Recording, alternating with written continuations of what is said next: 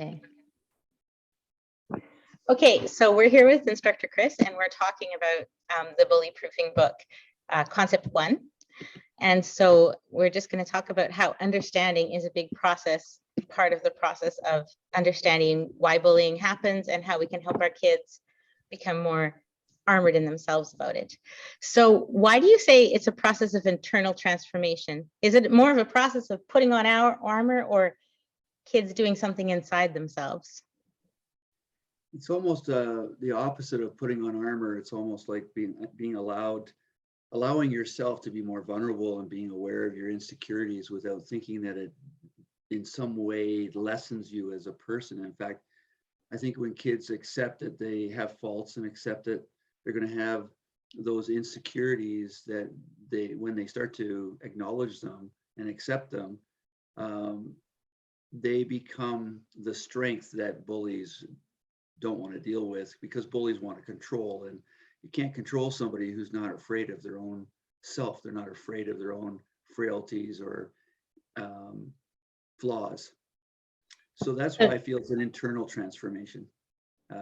So can adults still do it after they're grown up, or is this only for kids? Oh, this is for all of us for our whole lifetime. I mean, I think that's why, part of the reason we called the gift, the bullying book, a gift, is that when people challenge our insecurities, when they challenge us by trying to make us feel like we're not worthy, that's the spark that helps us to really start to grow, to become really loving and assertive people. Because to love others, it starts with, loving yourself as well. That makes so much sense. And so how quickly can I get bully proofed? I mean, I can put on a set of medieval armor in about 5 minutes. So how long does it take me to get bully proofed, or take me to bully proof my kids? I don't think there's an answer to that. I do think it's a step-by-step process, because bully proofing really is developing one's self-worth to a point where there is no need for approval from outside resources. I mean, it's always nice to have a strong family network, a supportive community. All those things are really valuable in helping people to grow and be healthy. And yet, if you don't have the opposite, then you don't really have a true sense of self-worth. Your self-worth is always dependent upon how others treat you. So when the bully comes along, which I think comes along in our lives all the time, whether it's our own internal dialogue of how we might be feeling like an imposter in our lives, how we don't feel like we're living up to our potential, we're basically bullying ourselves. And we often see kids, of course, wanting to have control over other kids because they themselves, the bullies themselves, feel insecure and feel lost. And so it's easy to take that pain and try and displace it onto other children. So bullies are victims, and of course they're looking for victims. And so this is why I feel that there's no quick process to just bully proof yourself unless your child can actually hear and internalize and apply the concept that if they have no fear of the bully, then there is no bully. But that takes time, that's going to take time for all of us, probably a lifetime. But every little bit of understanding towards that, every little inch of where you become a little bit more loving to yourself, confident about who you are, and not needing other people's approval, then you're really taking huge strides towards being able to be you and function in the world. Because it's not about getting rid of the bullies. It's about defeating our own fears.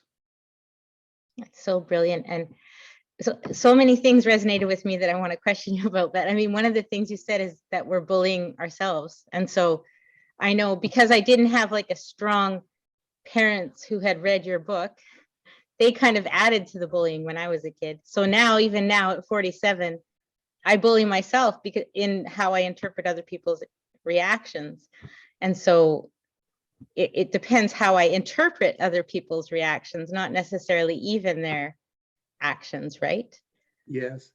Yeah. How we perceive how other people are treating us or thinking about their thinking, you know, Yeah, and so that it's plays in, that plays into the other thing that you said, that it's fantastic when kids have a nice solid family that are going to teach them all the right things, but they can still get bullied.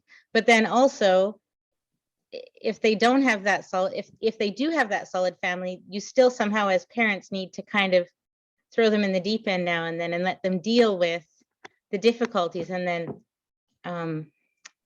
cope with that. So getting the strategy, so the practical kind of strategy. So how do you, I know one of your strategies is letting the button fall off. So how can parents kind of start to teach strategies of what to do when you've fallen in the bullying deep end kind of a thing?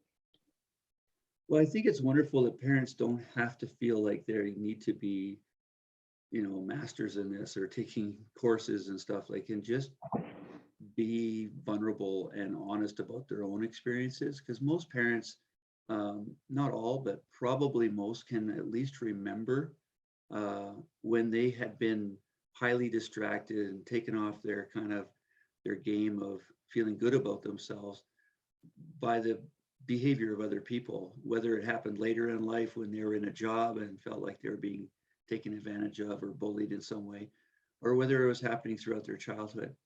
And then just opening up the conversation to the truth of it. The reality is all people have flaws. We all have strengths. We all have weaknesses. Can we talk about them?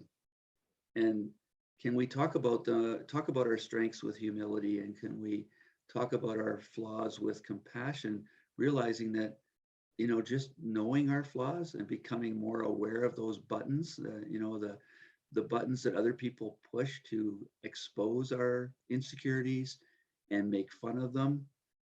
If you don't have a button, there's nothing for the bully to start to use that button as control over us.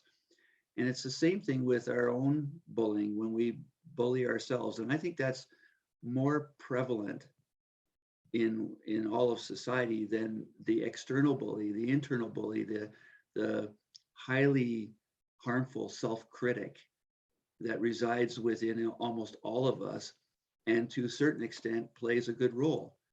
Just like the bully plays a good role. It flushes out our fears. It kind of really puts our insecurities under the magnifying glass.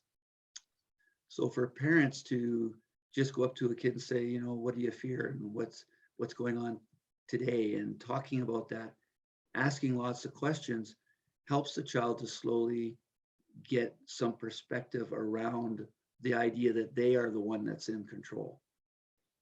And kind of the magical thing of working with kids too is you ask them, what are you afraid of? And they can often come up with an answer. And yet I know when I try with my adult friends and I say, well, what are you afraid of? Like, what are you resisting in this situation? A lot of adults have buried themselves so deep, they can't answer that.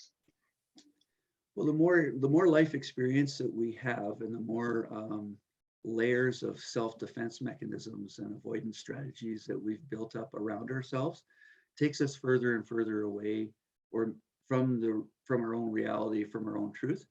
And so, yeah, I think the older that we are, the better chance we have of culminating our experiences, our life experiences, and finding truth. But at the same time, it's deeper layers of trying to uncover it. Comes on almost like an archaeological dig. But with kids, they don't have those same number of life experiences, and so it's a little bit more on the surface for them. But kids will avoid talking about their buttons. They'll say, "Well, I'm afraid that there's, kids in the world that will go hungry." And yeah, that is probably a very compassionate approach, and it's a understandable fear, and it's a true danger. So what we're trying to get them to do is to look at why they're going to avoid the real fears that actually stop them from being their authentic selves.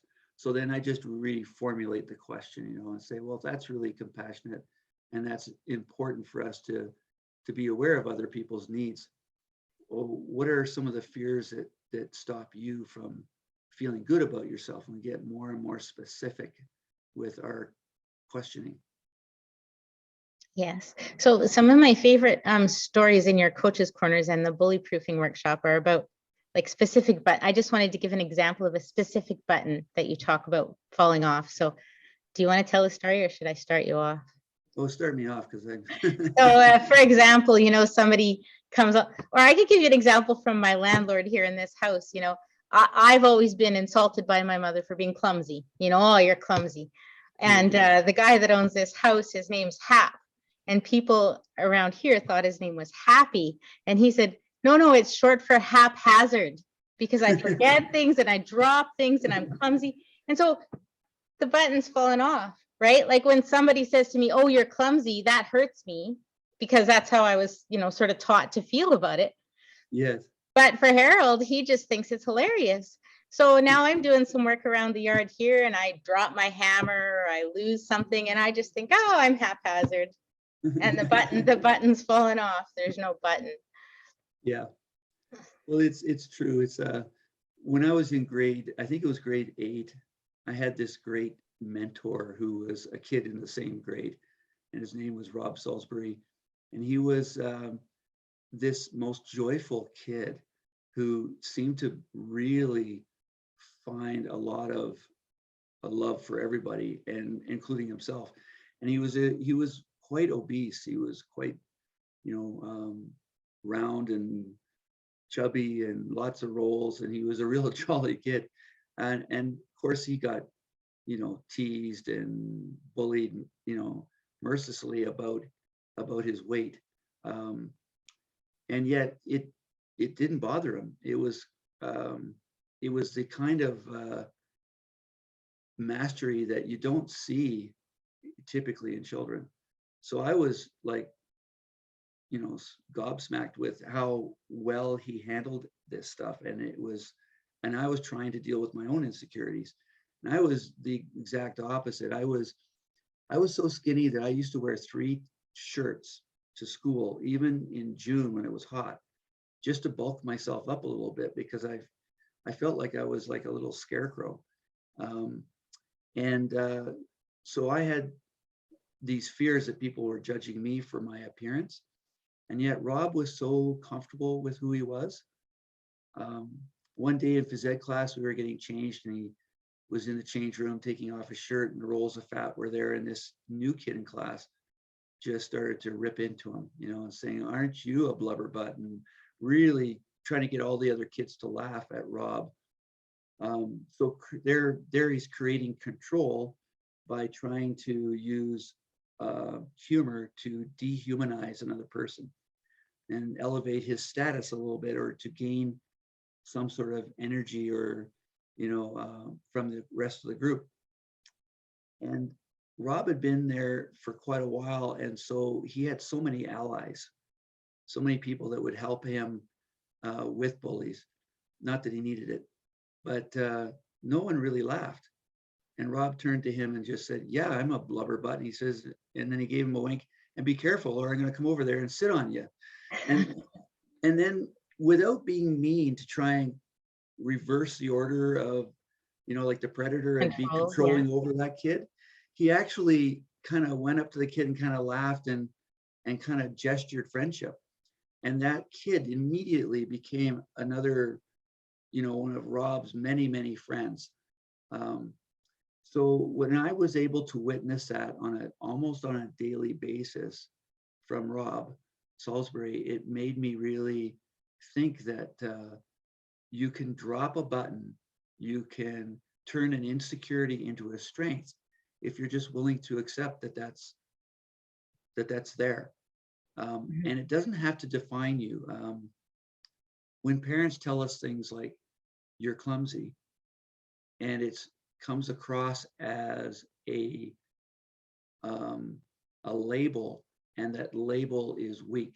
It's like, you're clumsy and it's something you really need to work on, or improve, it's who you are, then that if the child believes that, and most children are more open to believing what adults say, especially when they're quite young, that goes in like a program that's embedded in their belief system about who they are.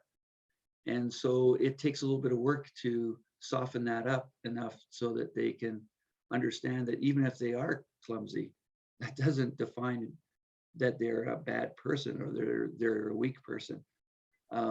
We all have things that we have to work on. So that's why it's very important for parents to be aware that their words have tremendous power, especially over their younger children, and to be careful about labeling, you know, and it's better to be in a position where you observe. And again, your friend Hap, and I think happy is a really appropriate thing because he's happy with who he is. Yeah. Even though he may laugh at his haphazardness, it becomes an endearing quality about him as opposed to a negative aspect of who he is. And he has dropped that button and kicked it to the curb because it doesn't affect about how he feels about himself. And most of the time we are viewed by others by how we view ourselves.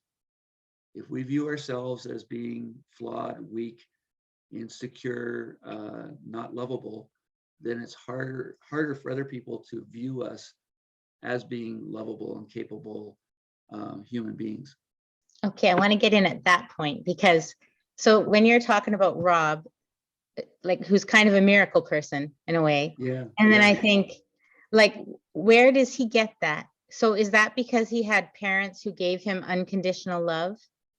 Is it because he was just born an amazing soul? Like we're all born, I think, quite amazing. And as you said, as we get more experiences, we kind of get covered, you know, who we really are doesn't shine through as well.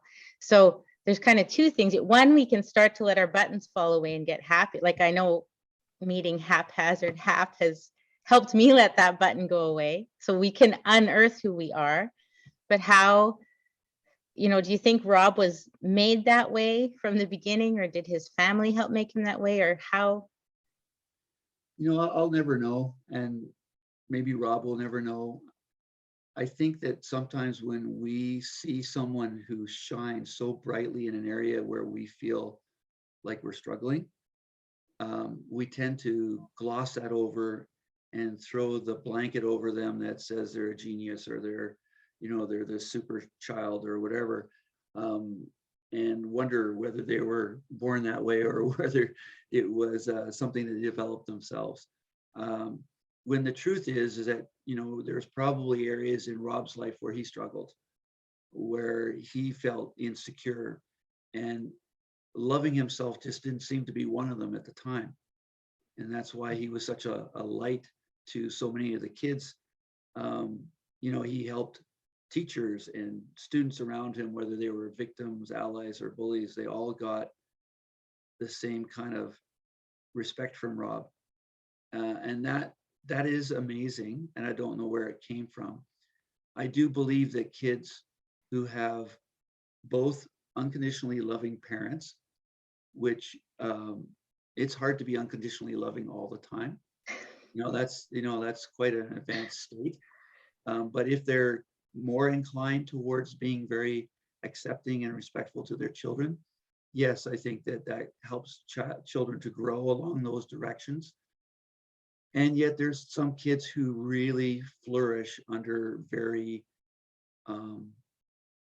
harsh circumstances and environments where their parents are not loving. And so the child finds ways to compensate for that. And it could be finding that unconditional love from other people. And then, of course, the real gift is when they start to look inside for that love, so they can withstand harsh environments of criticism and deprivation of, you know, acknowledgement of who you are by just, you know, loving themselves enough. And that's the ultimate goal of this book, is to teach children that if you can just on a daily regimen, practice loving yourself for who you are, all your faults and all your strengths. And then you're not needy, you're not dependent on the well wishes and adulations and good comments from other people. You don't need that in order to function and be who you are. Yes, I love it. Yeah, me too. It's kind of neat. That's an amazing theory. I think that's a good place to wrap up our first interview. And we'll have these little interviews after each concept. Do you have any other things you want to say about concept one? I think we've covered it solidly. Yeah, no, I think it's, it's bits and pieces of just gradually being introduced to these concepts, and definitely self-worth and self-love is the biggest strength and goal that people want to achieve throughout their whole life, for just so we can all be haps, be happy. Yeah, and I mean, and as a person who didn't have a lot of, I think there's also something about we judge ourselves by the mirror we see from other people's reactions. So often people just say, oh, you don't love yourself enough. Well, that's a really hard thing to tell somebody, if everybody around them is delivering criticism, so they need more strategy. So the good news is the rest of this book has a lot more strategies about little steps we can take along the way. And because for years now, when I see people say that, oh, you don't love yourself enough, I say, okay, well, you need to give them some steps, like get rid of the negative people in your life. There's things that we can do, or work on our buttons. So I'm looking forward to these interviews for the rest of the book, and we'll see you again soon. Thanks so much, Krista. Have a wonderful day. Thanks. Take care.